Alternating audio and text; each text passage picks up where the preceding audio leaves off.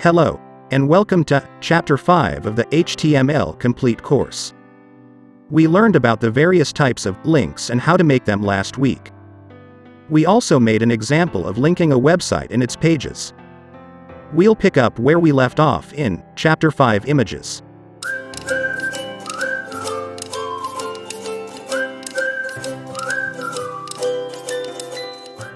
What are the things we're going to learn today? We'll learn how to add photographs on our web page. Second, and perhaps most confusing, is where we can obtain photographs. As a result, I'll recommend a website for you. Then, based on our requirements, we must edit photographs for our website in terms of width and height. As a result, we'll study about it in this chapter. Finally, there are several essential notes. There are a variety of reasons why you might wish to include an image on a web page, including a logo, photograph, illustration, diagram, or chart. When choosing and creating photos for your website, there are various factors to consider, but taking the time to get them correctly will make it look more attractive and professional. A picture is worth 1,000 words, and stunning graphics can help distinguish between an average-looking site and one that is truly engaging. Images can be used to set the tone for a website in less time than reading a description. Images should be relevant, convey information, convey the appropriate mood, be instantly recognizable, and fit within the color palette. If you don't have any photos to use on your website, there are companies that sell stock images, which are images that you pay to use. There is a list of stock photography websites below, such as iStockPhoto.com, Pixel.com, Unsplash.com, and Pixabay.com. Friends, if you have any questions, please leave them in the comments section and I will try to answer them. The notes and source code links can be found in the description below. Please, subscribe to the channel, it has inspired me to make a new video. Remember to like and share, including an image. To insert an image into the page, use the img element. This is a null element, which means there is no closing tag. It must have the following two properties, src and alt. src directs the browser on where to look for the image file. This is usually a relative URL to an image on your own site. In addition, alt provides a text description of the image in case you can't see it. You can also use the title attribute to provide additional information about the image. Alt text is the text that appears in the alt attribute. It should provide an accurate description of the image content so that screen reader software, used by people with visual impairments, and search engines can understand it. An img element will also frequently use two other attributes to specify its height and width. This specifies the image's height and width in pixels. Images frequently take longer to load than the HTML code that comprises the rest of the page. As a result, it's a good idea to specify the image's size so that the browser can render the rest of the text on the page while still leaving enough space for the image that's still loading. The location of an image in the code affects how it is displayed. Here are 3 image placement examples with varying results. First, before moving on to the next paragraph. Following the image, the paragraph begins on a new line. Second, at the beginning of a paragraph, the bottom of the image is aligned with the first row of text.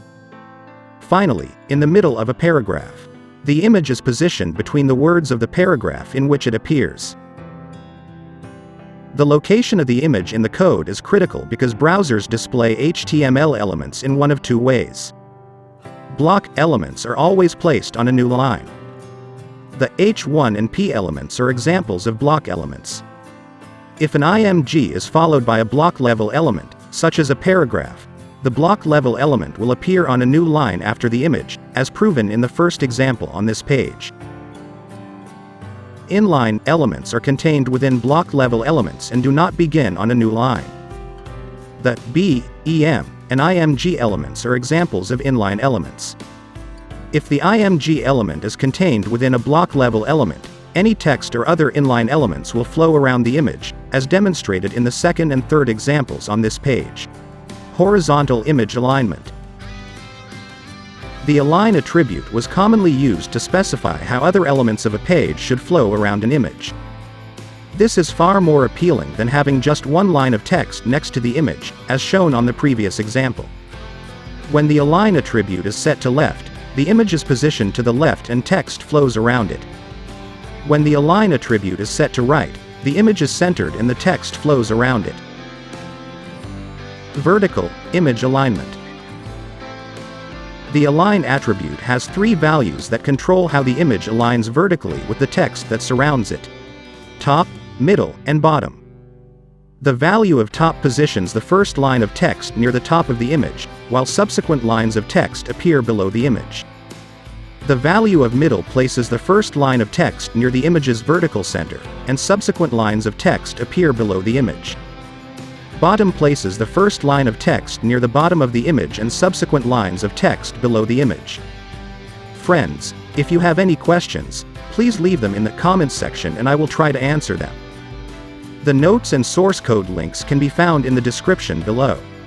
Please, subscribe to the channel, it has inspired me to make a new video. Remember to like and share.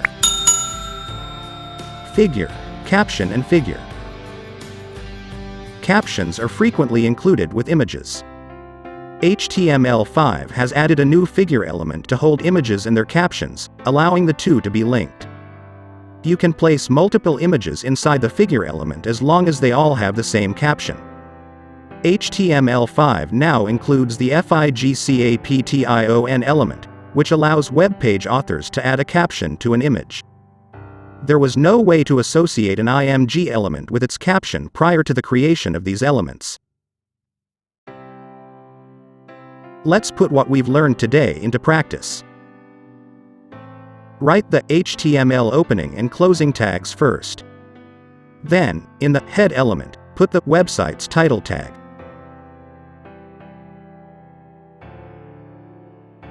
We use images as titles. Now, for the main display content, add a body element.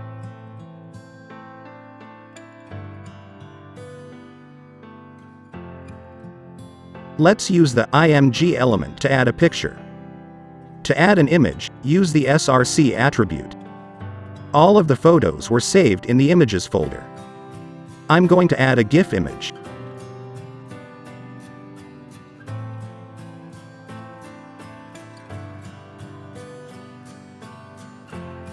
Give the alt attribute a value.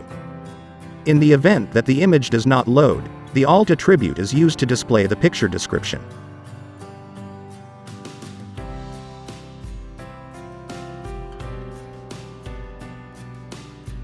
The output can be seen on the right side.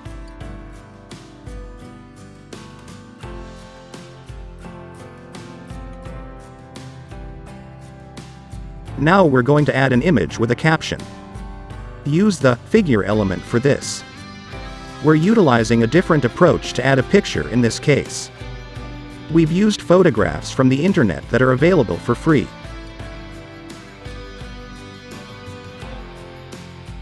So go to the source.unsplash.com website. For that, I'll include a link in the description. You may now find the picture API code by scrolling down. Simply copy and paste that link into this section.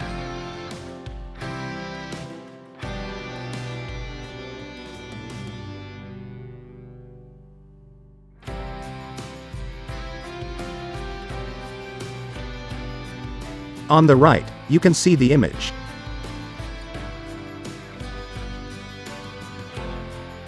After that, add the alt and title attributes.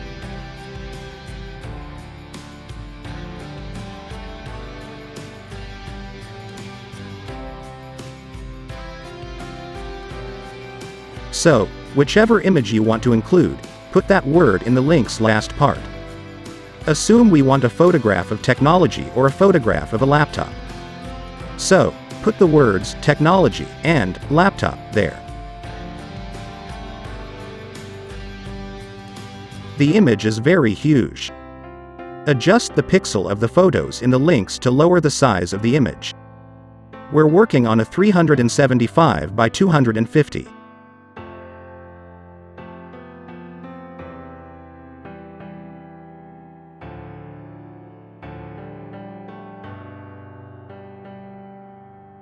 Now, inside the paragraph element, add the fig caption tag.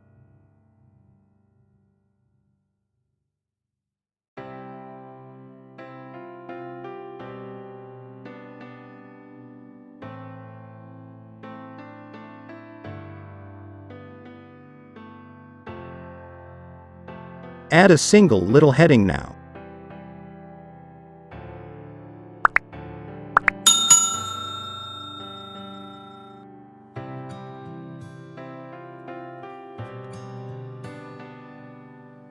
Let's put a few of photographs next to each other.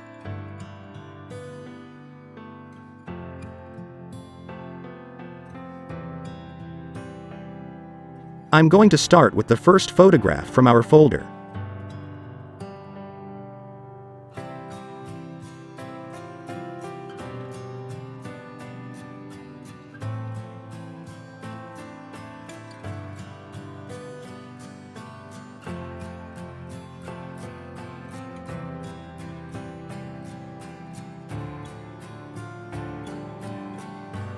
Add width and height attributes to change the size.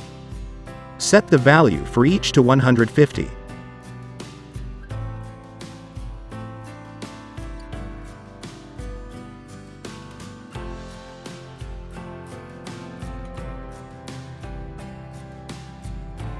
Using the Unsplash API, add another image.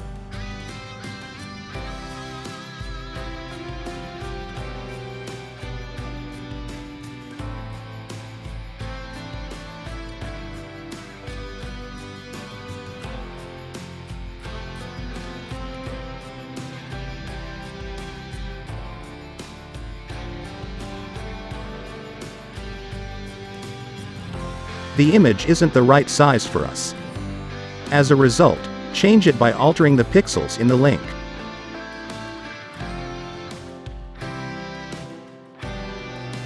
It's now time to add the last image to this example.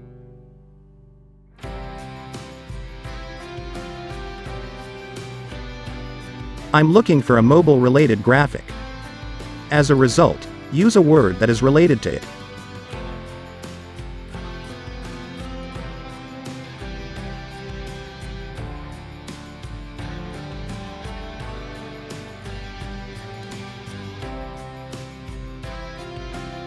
Remember that if you use this Unsplash API, it will always load a new image. It will also lengthen the time it takes for your website to load. It is preferable to download the required image and save it to your folder. The final result can be seen on the right side, and I hope that I have cleared up any confusion about the images. It is now time to review the summary. The img element is used to include images on a website. A src attribute must always be specified to indicate the source of an image, and an alt attribute must always be specified to describe the content of an image. You should save images in the size and format that they will be used on the web page. Photographs should be saved as JPEGs, while illustrations or logos with flat colors should be saved as GIFs. That concludes Chapter 5 Images. I'll see you in Tables, Chapter 6.